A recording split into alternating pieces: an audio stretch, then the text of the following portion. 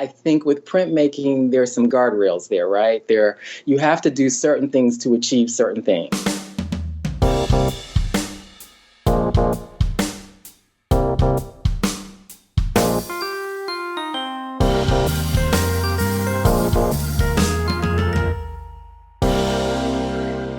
Hello, print friends, and welcome. I'm your host, Miranda Metcalf. Each week, I chat with artists who use print-based media to do something beyond the expected. This is a bilingual podcast, so if you subscribe to us, you'll be getting episodes in English with me, as well as in Spanish with Ronaldo Gil Zambrano. Together, we speak to printmakers around the globe about their practice and passions in the world of printmaking. Hello, Print Friend is brought to you by Speedball Art Products. In 1915, Ross F. George published the first edition of the Speedball textbook, which quickly became the superlative resource for artists and letterers of all ages and skill levels. This is a great resource and inspiration for the gig poster gang or folks who just want to develop their fonts and letter forms for screen printing or relief work. In celebration of the 105th year anniversary of the first edition's debut, the 25th edition of the Speedball textbook has a convenient lay-flat construction and 120 pages of examples, contributors' works, and innovative technical insights that is sure to inspire and appeal to scribes and enthusiasts across the spectrum of skills and experience. There's a link in the show notes if you want to learn more about this iconic book. My guest this week is Deborah Grayson. We talk about her practice working with photos of institutionalized Black women from the archives of insane asylums, and how she goes about handling this sensitive material without further exploiting the subjects. We also get into the history of racism within the scientific and health fields, centering the story of Black women, and how she protects her own mental health while working with such difficult materials. Not to mention getting her PhD in American Studies working on the history of Black women and quilting in the U.S., and the healing power of walks in the woods. So, without further ado, sit back, relax, and prepare to get your stitch on with Deborah Grayson. Hi, Deborah. How's it going? Hey, Miranda. It's going great. Good. Thank you for joining me. I'm really excited to chat. Yeah, I'm excited to be here. This should be fun. Yeah. It's weird this side because I listen to you all the time.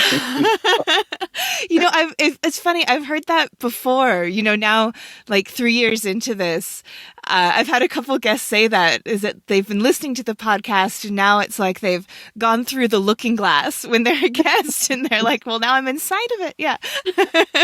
Yeah, on the other side. Yeah. Totally.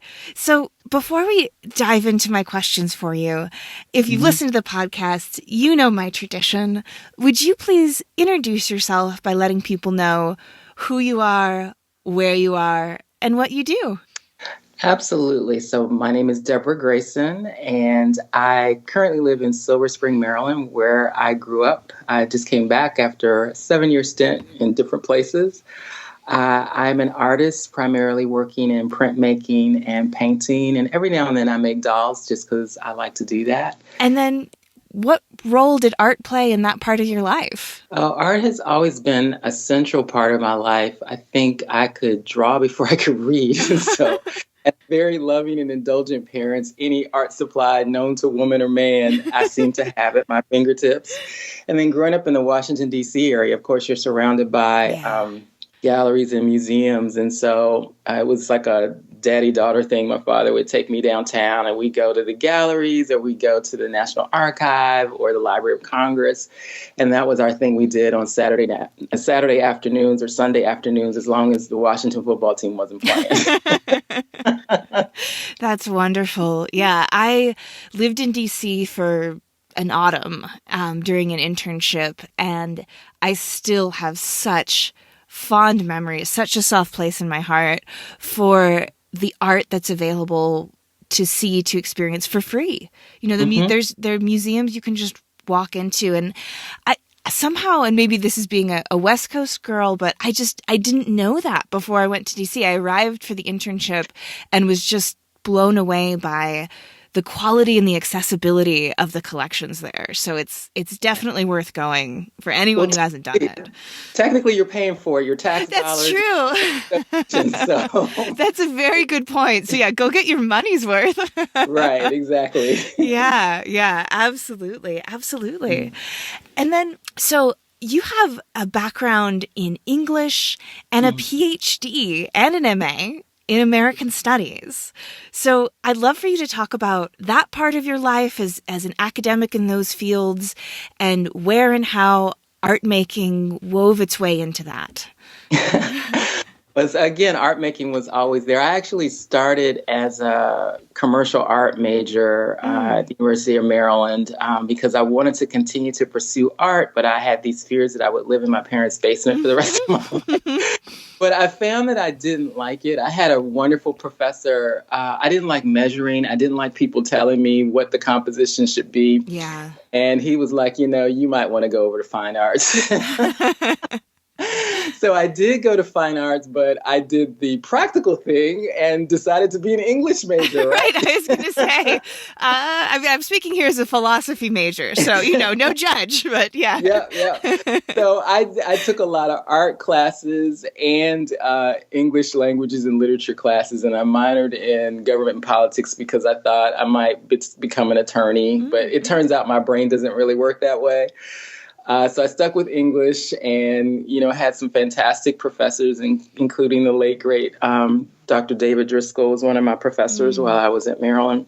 And so I graduated with a degree in English and then went on to graduate school and focused on American Studies, which is an interdisciplinary degree. It allowed me to combine my interest in literature, science, and history. And so those are the areas that I studied. And I still continue to make art and took classes. And when I was writing my dissertation is when I really went down the rabbit hole of printmaking and quilting, because it really helped me with the isolation of sitting in a little room, reading and writing all day long. So I would get to my study carrel at about 7 a.m. and try to hang in there until 4. And then I would walk across the street. There was this quilt shop at the time called the Looking Glass Quilt Shop. This was in Ann Arbor. And I would sit there and quilt with the ladies and draw patterns. And that's what kept me sane. Wow. Yeah. Yeah. And so in your American Studies, the actual, I know with PhDs you're doing is extremely, usually very, very detailed, focused work. Did any of that overlap with quilting at all? I mean, I know it's a great American tradition among a tradition in many other places as well. Or was quilting like, I need something that's not at all my PhD? Well, I think it did because I studied material culture, and during the summers I worked in the Michigan Museum, the Michigan State Museum, and I did some stuff with the Smithsonian as well. And so what I got to do was participate in and conduct oral history interviews of quilters all over the state of Michigan. And so that was a lot of fun. I worked with Dr. Marsha McDowell, when I did that work. And then one of my mentors from Maryland, Dr. Gladys Marie Fry, had done a lot around 19th century quilt making and did some groundbreaking work on Harriet Powers, who's a 19th century quilter. So it kind of overlapped in terms of the way I thought about and approached community, the way I approach writing my work, actually, and how I kind of attack the archives. I was always kind of looking under rocks and looking in places that people didn't typically look to find information about people. So my dissertation was this combination. I studied the New Negro Renaissance, which was the 1920s to, I guess, early 30s in the United States. It happened all over the world. Yeah. But it really centralized in, I would say, New York, D.C., and Virginia were the areas that I studied. And so there were a lot of artists during that time, a lot of writers. And so it also factored in that space as well, in terms of how I did the research and what I chose to write about. Yeah. And would that kind of encompass what people refer to as the Harlem Renaissance? Is that kind of in the same time period? Yeah, okay. But I like to not be geographically specific because it actually happened all over. So Yeah. Because I think when I was, I don't know, I guess like 17 to 22, I was really, really interested in that jazz from that time period, and was Mm-hmm. collecting records, and so was just, I have a bit of, rabbit hole sort of studying in that period, sort of from that. And I think it's people are maybe more familiar with the term Harlem Renaissance, but I love that pointing out that like it was going on everywhere, and it's not just this one specific place that was blossoming in arts and culture. Yeah. Right. Some people even argue we're in another version of that right now in terms of all the writing and the music and the art that's happening. So it's kind of interesting. I don't know if I buy that yet, but I do hear that a lot. Yeah, and I think that's a really interesting idea, and I think kind of gets to the question of like, okay, like, well, what do we mean by a Renaissance, and like how are we defining it, and is it does it have to do with what's being produced, or like maybe where cultural energies are being focused, what's getting recognized at the time, as opposed to maybe all of a sudden people are producing more, maybe they're just being seen more, all of that kind of thing. But yeah, interesting ideas. Yeah. And so you mentioned quilting, but you also mentioned that doll making is a part of your practice as well. Can you speak to that a little bit? Yeah, so, and I struggle with the term doll making in the US just because I think people immediately think of toys or playthings. And really the figures that I make, they're mixed media, and I don't do them as much anymore, but they're mixed media made from clay, fabrics I've dyed and stamped and printed, and then usually wire or wood, depending on how big they are or what I'm making. And so I really got into them as amulets, as, kind of representations of energy, of spirit, and so even in the series I'm working on now, I'm being pulled to make some figures because as I envision this, when I eventually do an exhibition of this new body of work, I see people kind of walking into the space and having these figures, these sculptural figures lining the walls. So, yeah, I move around with the media that I use. I'll select whatever I feel like best tells the story. But yeah, I do. And so where does printmaking come into your story? When were you introduced to it, and what media, and why do you think that you were kind of taken with it, with all the other creative outlets that you had? It seems like printmaking has really become a dominant force in your creative practice, it looks like. It really, really has. And there are a couple of ways I would answer that. I think I was first introduced to it like a lot of people, probably in middle school, high school. Right. And especially in high school, we had a pretty strong arts department, and I got to experiment with it. And of course, I started like everyone does, it seems, with linocut. But I hated the tools, and I thought that those little the rubber and those little hard to sharpen blades. And so I would get frustrated with linocut. And so I left it for a while. And then someone showed me, well, there are other kinds of tools you can use to do this. And I was like, oh. So when I really got into it, I lived in Atlanta at the time. And I went and took a lot of different classes and workshops at the Atlanta Printmaker Studio.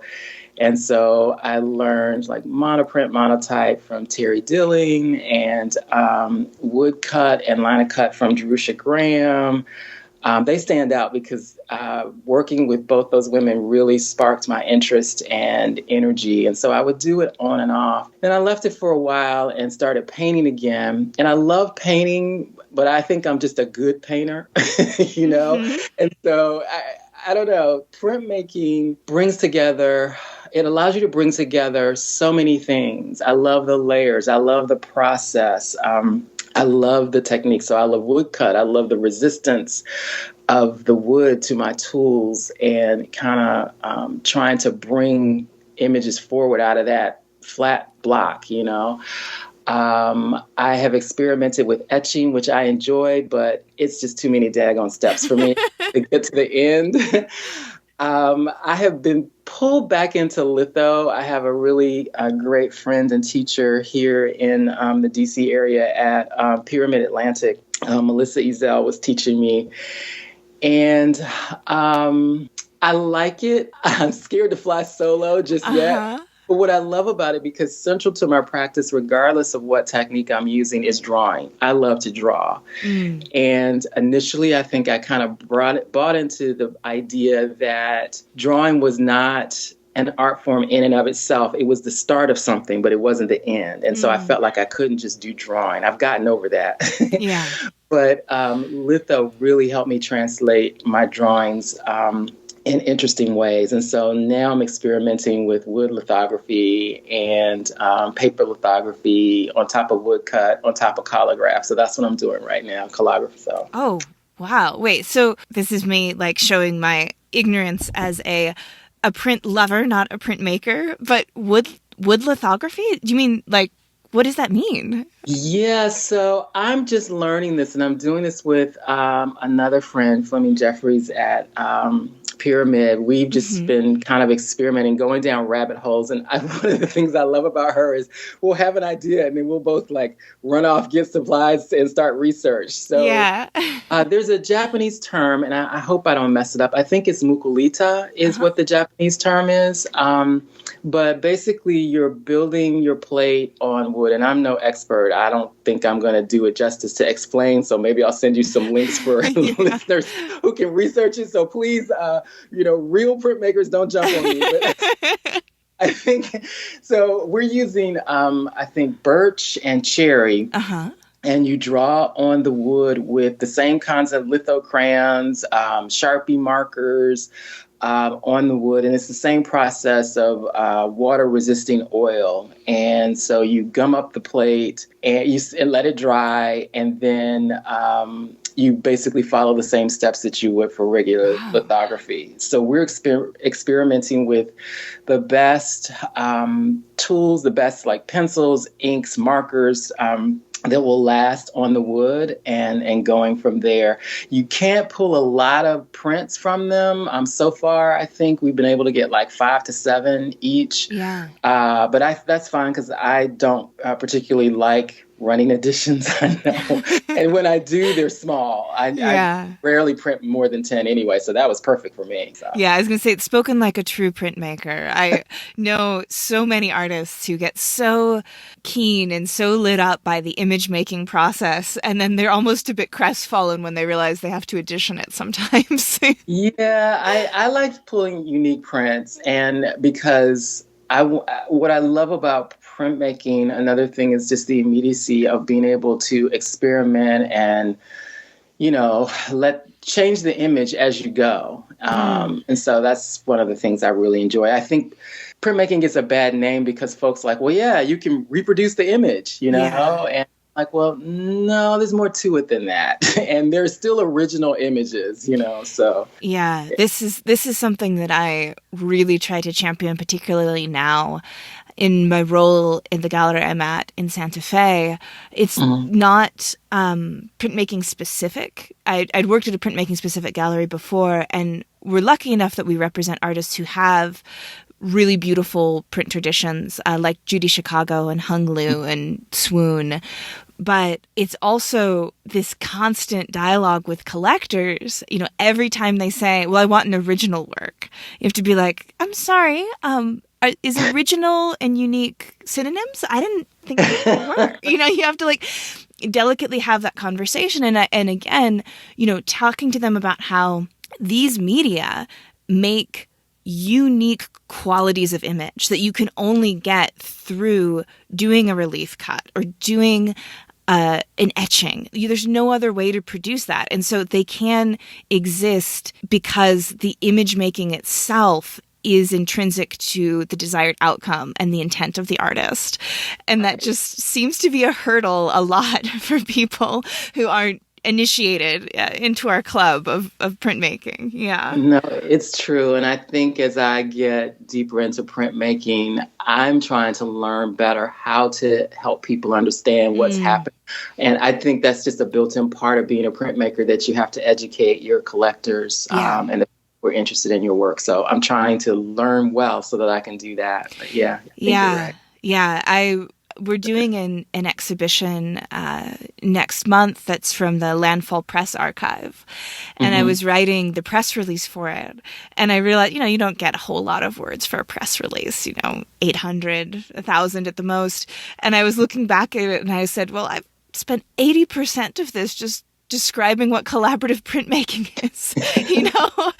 I didn't even get to talk about, the actual work that's going to be in the show. And I think, again, as you say, part of that education that we do being in the print world is you kind of start maybe a couple steps backwards in any conversation about the work, where you kind of have to say, all right, first of all, do you understand what you're seeing? All right, now we can talk about the content. But it's also really fun, too, to be that person who gets to open people's eyes to this process and to this world that really is wonderful. Yeah. Right. No, agreed. Yeah. Yeah. And so, having this background in fabric arts, as well as printmaking, did that overlap at all? Because I always get an impression that maybe fabric arts and printmaking have a bit of shared traditions, and they share a bit of the circles in the Venn diagram, because I do know that printmaking on fabric was, of course, a long tradition of producing fabric, before all the modern conveniences for making patterns. And it still is in a lot of ways, various forms of silkscreen and woodcut, definitely. In other parts of the world, like India, there's still a beautiful tradition of that. Did that ever overlap in your practice? I see it in my future. I mean, I know that there are lots of folks in the U.S. who do that, who print their own fabrics, like bolts of fabric. I will do it for specific projects. Even when I was a quilter, I would do stamping and screen printing on the fabric, because I was more interested in my own unique designs and how they helped me tell the story that I wanted to tell.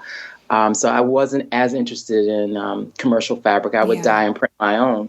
But in this project that I've been working on, I have some textiles, some dresses, some basic cotton shifts, and I plan to print on those because they're a part of the story that I'm trying to tell in this body of work that I'm working on.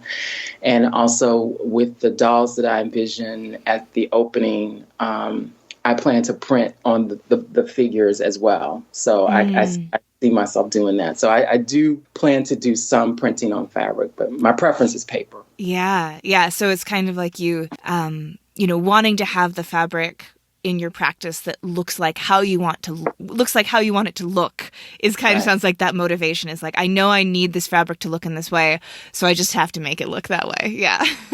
Right. Yeah, that makes sense. So I'd love to switch gears a little bit and start to talk about the content of your work. And so, and you have multifaceted aspects to your artistic practice, but if, you're in the elevator with a curator from the National Gallery and they say, Deborah, what's your work about? What was sort of, if you can kind of start us off with maybe that umbrella view a bit of where you're going, what you're doing, what you're trying to get at, all those sorts of things. What would that sound like? Sure. Well, my work centers Black women and the stories of our lives, real and imagined stories about our lives. And I'm really interested in showing us in our full range of experiences and emotions. And, stories. And so I feel like there's still such a narrow box that we get forced into. And I'm really not interested. There are plenty of fantastic people who are doing this, but I'm really not interested in any kind of reclaiming stories. I don't really want to correct in that way, at least, the narratives. I don't want to come at the story from the outside in. I'm trying to address the stories from the inside out. And in order to do that, I have to center Black women. So an example is currently I'm working on a project which I recently renamed. It's called The Salt Eaters. It's inspired by a work by Toni Cade Bambara of the same title. And I've been focusing, I know this is going to sound bizarre, but again, one of my rabbit holes, I've been doing research on vernacular photography of Black folks from like the 1940s on. And from there, I got connected to some archivists and musicians and scholars who've been doing work on hospitals that were focused on treating mental health from the 1900s to the 1950s. Specifically, I've been looking at segregated hospitals in Maryland, North Carolina, Georgia, and I started kind of uncovering, sad, really tough, and I don't like the word resilient, but I can't think of another word right now, because resilience always makes it seem like you bounce back, but you really get up with dents and scars. Yeah, like you survive. Yeah. Exactly. With something along the lines of resilience. So I've been looking at stories of women who were imprisoned in these hospitals for things like depression and resistance to white supremacist ideology. Yeah. And like normal things, the desire to want to be free, Yeah. And so I've been reading stories, I've been looking at photographs, and I've been kind of trying to think through the world as they were experiencing it, not from the perspective of the scientists or the photographers who were documenting them to fit into their own racialized narratives of who these women were, but who the women were themselves and what they experienced. And so you'll notice there have been articles increasingly popping up, institutions like Harvard, where they have uncovered all of these photos, often solicited by the institutions to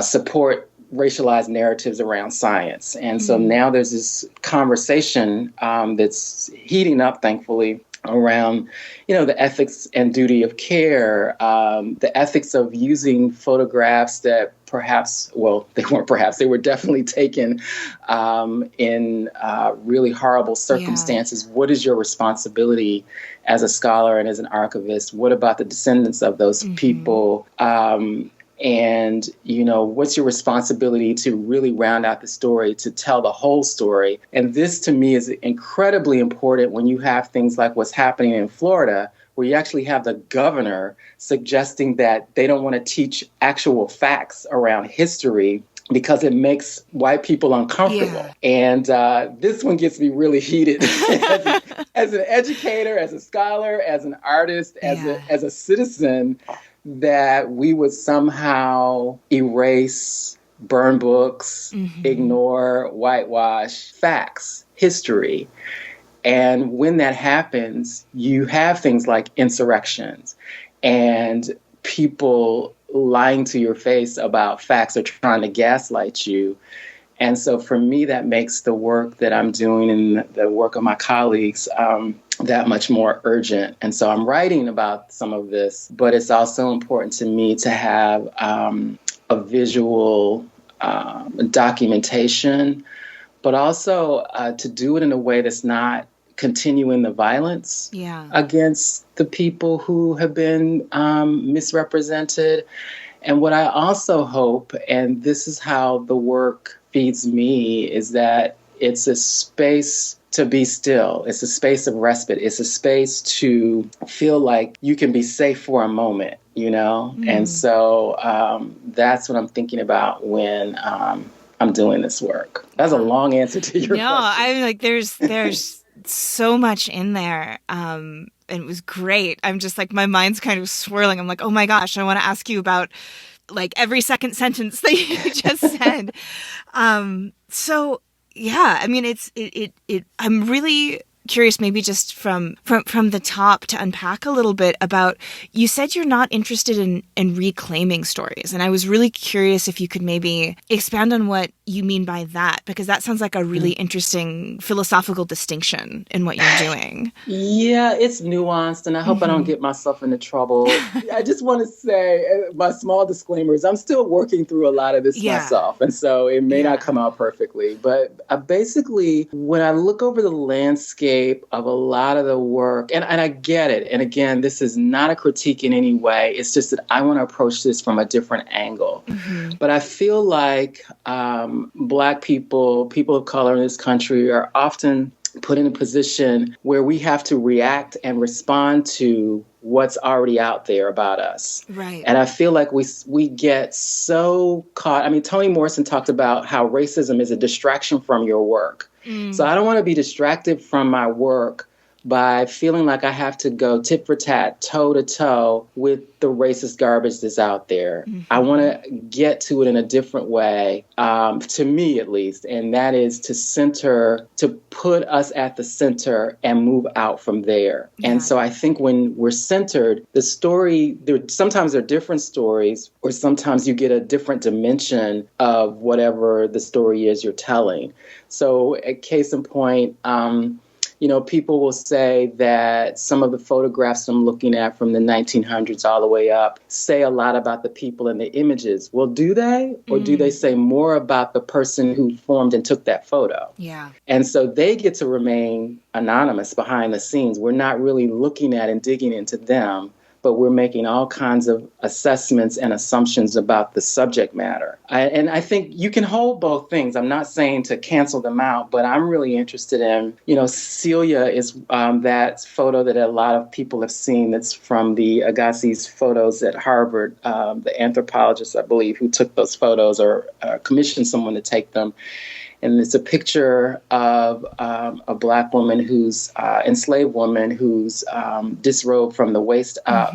And she's sitting and looking at the photo. And so there are all these stories about who she might have been and why she was there. The thing that caught me, and it took me a few times when I looked at that photo, are the tears in her eyes and the clear from how she's sitting, just trying to shield herself from what's coming at her, the gaze of the photographer and the photo and how they were going to be used. And so if you're flipping this, I'm trying to think about what Celia was feeling, what's going through her head.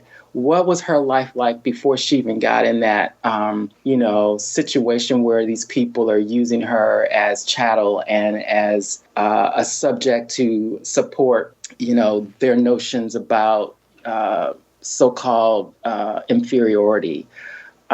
So again, I'm interested in how the story changes or what the story is if Black women, specifically for my interest, are centered in that story. So it's nuanced because I think in reclamation work that does happen, but I just don't want to start with, you said this, or I don't want to start there. I want to start on the other side.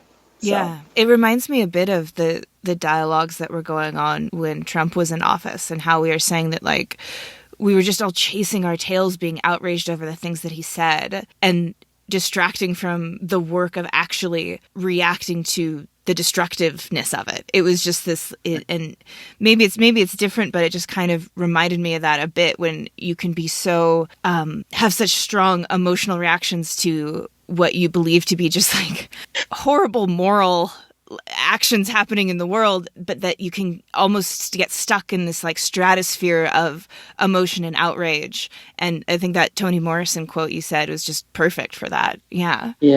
Because we're going through it right now with voting rights in the US. It's the exact same thing. You get distracted by the outrage. Meanwhile, they're stealing your votes. Yeah, exactly. Yeah. Exactly. And so, I think also, what you were talking about with this idea that people come to photography with feeling that it's objective in this way that we don't to other media. We have this feeling of because it captures a moment in time, more or less as it exists in that moment, we bring so much to photographs that we don't to drawings and paintings and prints. And so this work that you're doing that's really sort of deconstructing that objectivity, I think, is so important, and particularly for historians and for people who are engaging in history, because we think we see a photo from 1922, and you can look at it and you think you're just, I have all the information I need about it, because there it is. It's a picture. It actually happened. Right. And I really love what you're saying about like thinking about the photographer, thinking about the agency of the subject. I'm sure the people in these photos did not give consent to be photographed. That wasn't on anyone's mind. And so you said you're working with these photos in your practice, without sort of recommitting kind of the violence that actually happened with the violation of the photos.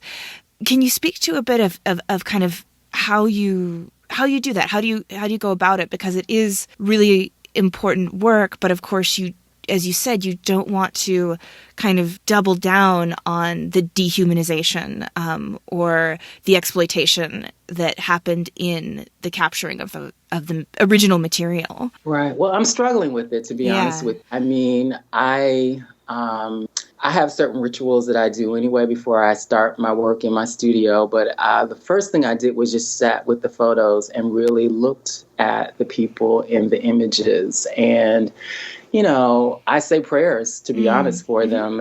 And I think about what their lives were like and what the potential lives of their descendants might have been like. So that's one thing I do. The other is I reimagine them in different spaces. I purposely don't try to capture a specific likeness, but more of an essence. So I'm not putting their faces out there again. I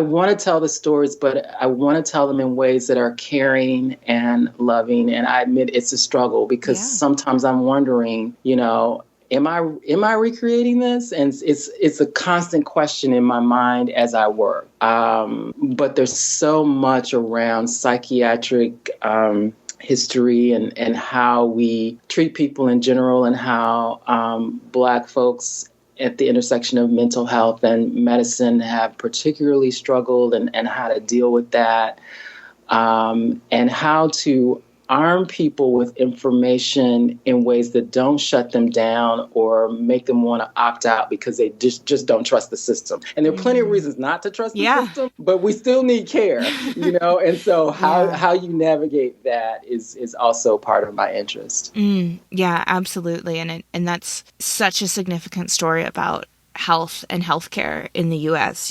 Everything from the Tuskegee experiment to the BMI. The fact that this measurement of health that was only based on the bodies of white men gets applied to all bodies in the US and around the world. And then real outcomes are based on it. Like your health insurance cost, is based on it, and all these sorts of different things. So it's, and COVID. Yeah. Oh, right. That. Yeah. Yeah, absolutely. Absolutely. And so it's, and again, it has that, that long, basing on that long tradition of this idea that the default human is a white man and everything else is a deviation from that in some way. And so it's okay to base all of our entire society around the needs of those people. Yeah. So, and I think I know more about it maybe in the physical healthcare world. But it sounds like I can only imagine in the research that you've been finding that it's just as prevalent in the mental health care world as well. I would imagine. Oh yeah. Absolutely. Yeah. Absolutely. Again, from how someone is diagnosed, what they're diagnosed with, to, the belief that we don't feel pain, to, certain types of treatments are withheld or not even offered. How stereotypes factor in. And there's stigmas even in communities of color, Black communities specifically, that, working within a mental health space somehow means you don't have faith. The belief is if you pray through it, you'll be okay. And again, I get it, but I want people to get to be well-resourced, well-rested, and well cared for. And so that sometimes means finding healthcare providers who can support us when we need it. And, erasing that stigma. And, when you're struggling with depression or anxiety, not believing that you're failing, but understanding that you're having to cope through very difficult circumstances. I think the entire world, but especially the United States over the last 3 years specifically, but 7 years total, if you consider the Trump years, We have this just ongoing grief. We have waves and waves of grief that have been unacknowledged and unaddressed. COVID has completely changed our lives. Things have just gotten more volatile. I mean, we don't even care about our neighbors. We have people, there are people in the world who want the shot. And we're, saying there are people in this country saying they would rather die than get it. And so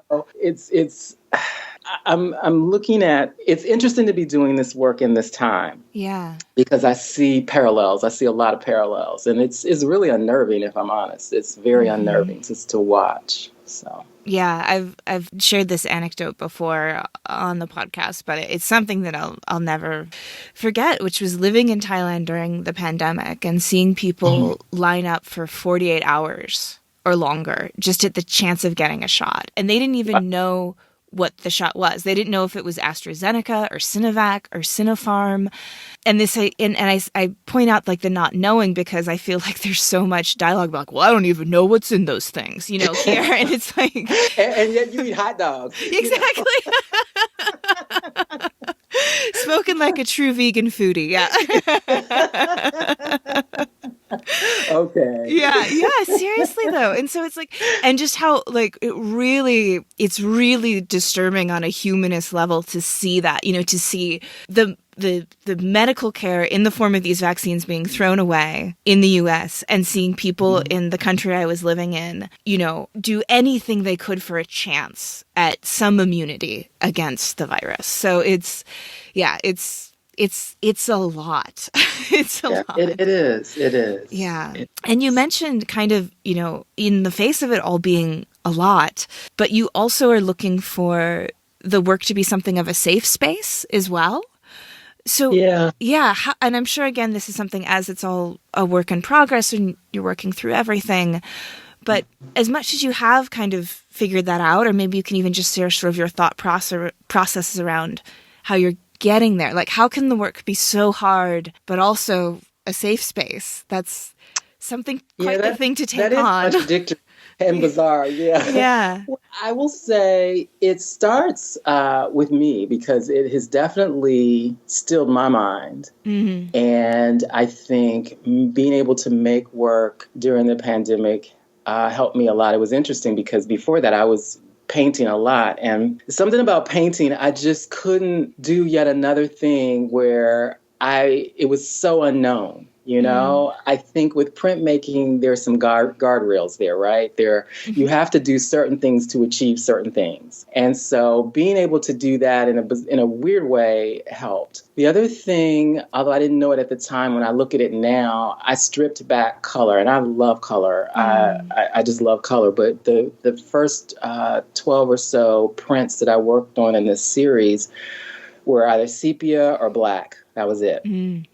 And the color of the paper, which was white or cream. And so that helped me drill down in the images. And at first, I had kind of mixed feelings because I'm like, well, some of these figures look kind of, static and I want more movement. But then it occurred to me that I was really trying to create stillness.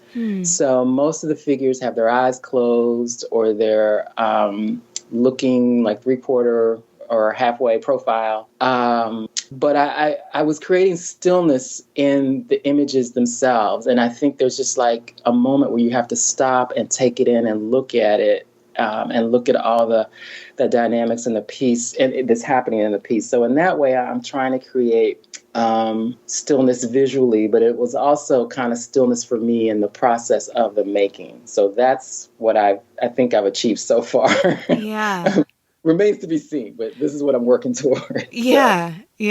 And that both things can be true. Something can be difficult and still at the same time, which is, a wonderful thing to take on, because I think sometimes when artists look at making messages or making art around like some of the most difficult things in the world, which is some of what you're doing, there can be this almost sort of over the top, like you can feel the anger in the work in this way that I think can make some viewers almost just sort of dismiss it or kind of turn away or be like, oh, okay, that's like, my classic example is it's Trump on the toilet, like that's just like, okay, yeah, I know you're mad. I'm mad too, but I'm not learning anything new. I just know that you're mad and I'm mad, and everyone I know is mad. And I think it's really interesting what you're doing is taking these extremely difficult and sad and just hard like bits of history and ideas and present, obviously, as you said, colliding with history, and making that space for people being able to sit with it and contemplate, and opening that door of, if you can be still with this, it's not going to be that flash in the pan response, which can happen, I think, sometimes with more like in your face kind of work. Yeah. Right. Well, I think you nailed it. And those were the words I was going to use. I really want people to sit with this and to not look away. And I think it kind of builds, and I wasn't doing it consciously, but I see it as I finished the first kind of chapter, if you will, of the work, is that they build on each other. The images build on each other, and there are certain symbols that repeat in some of the prints. But I personally think that the only way we get to the healing is to be able to sit with the hard parts, and to hold them, or to hold each other in the hard parts, and to sit with each other in the hard parts. And I think one thing that the pandemic has done, and I think it's in part why we see such a crisis and need for mental health services, is that most of us were on this path where we were moving so fast and we're moving to the next thing. Very rarely do many of us take the time to sit with ourselves. And so I see a lot of that. And I think, they're calling it the Great Resignation, where people are quitting. Yeah. But I think people had the time to think about what their purpose was in the world, and what their value is, and what do you really want to be doing 8-9 hours out of the day. In some ways, I readily recognize that's a very privileged way to think about it, and not everyone has that option. I readily admit and acknowledge that. But I think a lot of us have had to sit down and slow down and rethink how we're doing life. And so I think that shows up in the work as well. I'm angry too now. There's lots of anger in there. But I just I tend to express it a little differently sometimes. But I do go on my rants every now and then. You have to. You got to. It's in this whole part of our conversation is reminding me of Desmond Tutu's book about forgiveness. Yeah. I don't know if you've had a chance to read it, but it's really amazing. And of course, it's been a while. Yeah. If anyone in the world could teach us all something about forgiveness, right? It would be Reverend Desmond Tutu, and how he's really clear in the book that it's not forgetting. Forgiveness is not forgetting. It's not saying it was okay what happened. That's very, very different. But it's more about sitting with the pain and saying, like, this pain is real, this pain is here, and it might not go away, but I need to release my connection to you, the way it ties me to you for myself. And how you do that is through being honest about what you feel and being honest about, like, the human experience that both parties in it, like, went through, right? And that kind of slowing down and actually making space for what happened, and not staying in the stratosphere of the distraction of anger and outrage, but just being like, no, this is pain and I feel it, and what you did was wrong, and anyway, it's really amazing, but it almost feels like, kind of philosophically, there's a bit of an overlap there between that message and the work that you're doing around, like, slow down and sit with these real human atrocities that truly happened to real human beings who are like you, like we're humans. No one would want to experience this, and these people did, and, like, you need to be with this and understand it. Yeah. Yeah, I mean, I think it's true. I think we often want to jump to the healing and jump Mm, to the let's all come together. But to your point, for me, that doesn't work if there's not been an acknowledgement. And yeah. sometimes the acknowledgement, it's centered around anger. And I think anger is okay. I think people want folks to not be angry. There's a phase at which people need the space to be angry, Yeah. period. Yeah. But folks want the atrocity to happen, and then they want to say, okay, sorry, Yeah. and let's move on. No. Yeah. And so that, I feel like there are conversations happening in the US about healing that are way too Yeah. premature. There's no acknowledgement, I mean, Yeah. in South Africa, they had what was it? The truth and Yeah, the truth and regulation. reconciliation. Yeah. Yeah. Mm-hmm.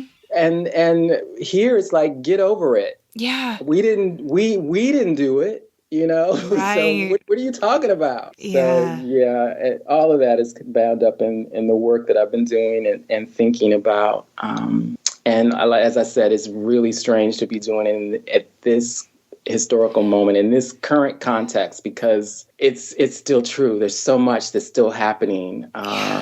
So yeah. Yeah, I mean, it's, as you mentioned the legislation in Florida, which is, I always think about how it's like, oh, well, we can't have white kids having bad feelings in class. And I'm like, these are the same guys who are like, why do people need trigger warnings? Like, you know what I mean? Like, I'm like, oh, like, it's so obvious that it's just racism. Like, it's so like, your veil is so thin, and it's just, sorry, now I'm like getting really angry as well. But it's so, it's as you spoke to, really wonderfully earlier, just it's so present and in your face and undeniable, and yet people are just sort of skipping over it in a way, of like, oh no, it's about protecting the children, which is, But whose children? exactly. Black children and Latinas and Native American children, all children of color have to deal with this. Yeah. And I mean, think of the children who had to integrate schools. Oh my gosh. Or, Yeah. who even, not to equate the two, but, children in school districts now where they're trying to get rid of masks and they're going to school with masks and being harassed. Yeah. I mean, whose children are we talking about? Yeah. So Yeah. be specific is what I have. Yeah. Absolutely. Yeah. Well, how are you kind of taking care of your own mental well-being, and I say this, in the face of COVID, in the face of the work that you're doing, like going to these dark places and bringing out what needs to be brought out from them. I always like to ask my guests who are doing really difficult work their best practices for mental health, because one of the things that artists do that's so incredible is that they do the hard work, but we never want that to be at the expense of the person behind the hard work. Right. So how are you navigating that? Or yeah, it's been interesting. I will say that the first 9 months or so were tough, but I have learned to dive deep and resurface. And so what that means for me is I had to give up sugar. Because that became a really important crutch for me. Yeah.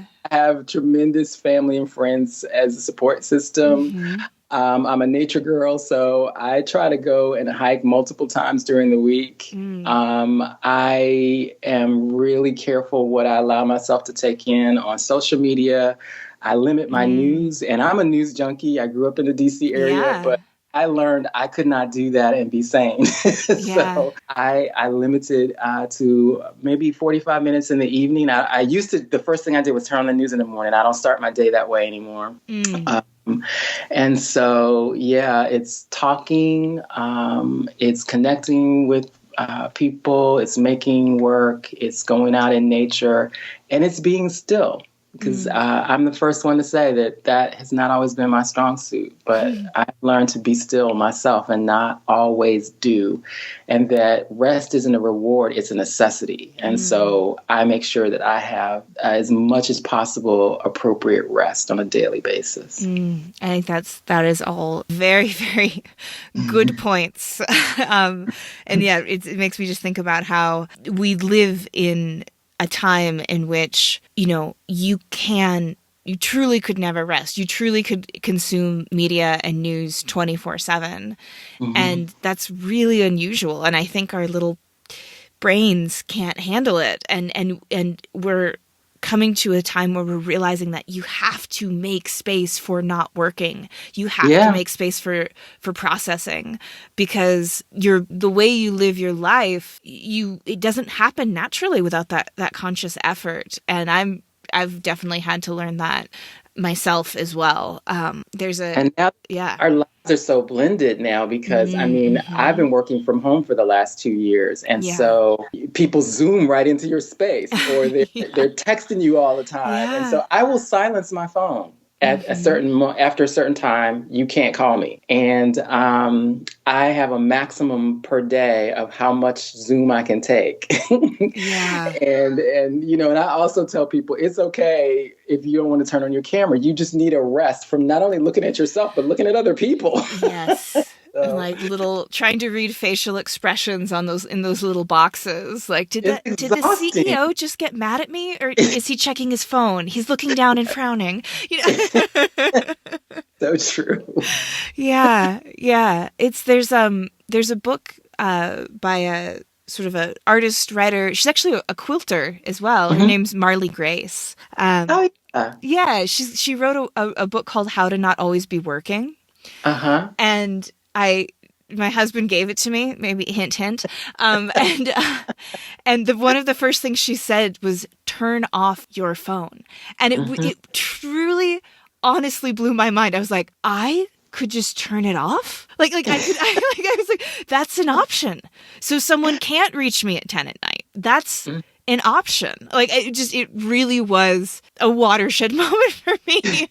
So yay, quilters, and your insights into how to not be working. I think that's very significant and important. So yeah. Well, Deborah, before we end here, can you please let people know where they can find you and where they can see your work and follow this project that you're making? Oh, sure. So my website is graysonstudios.com, and my handle on Instagram is @graysonstudios with an S. And I have work. I usually use Instagram for just process shots. Finished work is on my website, and that's how you can find me. Awesome. Well, thank you so much for this conversation. It's been really wonderful, and thank you for the work that you're doing.